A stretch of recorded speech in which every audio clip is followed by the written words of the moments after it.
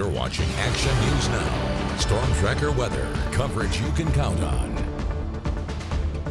We're still keeping an eye on that smoke we reported earlier coming from the Rancho Llano Seco area of Butte County. Here's another live look over the area. The smoke looks a bit less than it was at the top of the hour. Now, we have heard back from CAL FIRE. They say it is a vegetation fire. It started just after 4:30 and it's grown to just about half an acre. Crews are out there right now working to get it under control. Chief Meteorologist Howie Gordon is tracking conditions not just in Butte County, but all across the area. Yeah, it's been warm and windy across the board, Howie.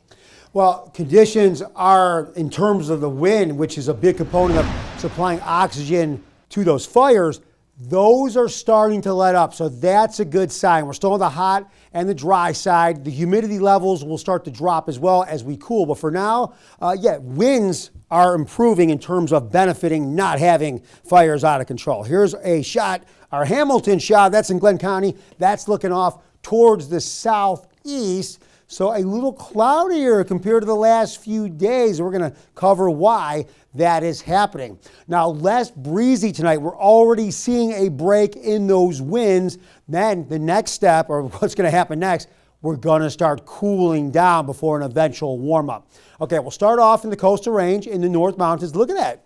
Into the low to mid 70s we go, where we hit the 90s in some spots just last week for the Sierra and the Cascades. Temperatures around that 70-degree mark. I guess if you want to hike, go further up the mountain. These are ideal temperatures. Now for the foothills on the ridge, temperatures, low 70s, maybe a few spots warming up into the mid 70s. Okay, so for the North Valley and the Mid Valley, we're dropping down now into the 50s, maybe a little bit on the cooler or even maybe the chilly side, because we've been staying in the mid to low 60s for a number of days. And then below average by a couple degrees tomorrow, as we had a lot to give. I keep saying that because last week we were 10 to 15 degrees above average in some spots. So mild to cool overnight once again. And look at these temperatures. We should be closer to 85, 86, 87, what we're looking at right now. But tomorrow, on the cooler side, and will continue to drop. Now, here's our future cast. Why am I showing this? Because the storms that are staying to the north of us and the northeast of us,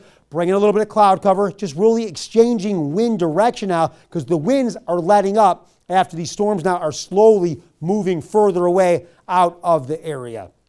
Okay, here's what we got. We'll pick up now on the storm track position, that is. The storms are going to drop down and cool us even further into Saturday, but then as these storms start to pull away later into the weekend, the high pressure system will start moving our way again. Then we're going to start warming up, I guess maybe just in time for Memorial Day, if you want it warmer, because things are going to be rather comfortable temperature-wise until next week when high pressure starts to control everything again, and then we start to heat up. Here's what we have. So we cool down, but then we warm up all over again. Overall, I think the weather conditions for Memorial Day week and the fair are looking ideal with, again, we start to warm up on Memorial Day Monday itself with winds just on the gusty side, but really not too bad overall, Haley. Yeah, good to hear. Thanks, Howie.